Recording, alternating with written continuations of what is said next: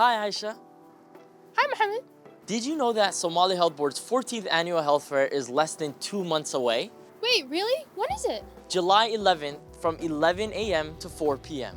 So what's happening there? There's gonna be community organizations, health resources and screenings, activities for families, and so much more. Oh, okay, cool. But I also heard there's gonna be a pop-up shop this year. Yes, we're inviting small businesses to showcase their products, fashion, food, drinks, desserts, and so much more. So if you're a business owner or organization, We want you there. Registration for businesses and organizations is limited, so make sure to register as soon as possible. And a huge thank you to our sponsors. bring your family, Bring your friends. and we'll see you July 11th at the SHB's 14th Annual Health Fair.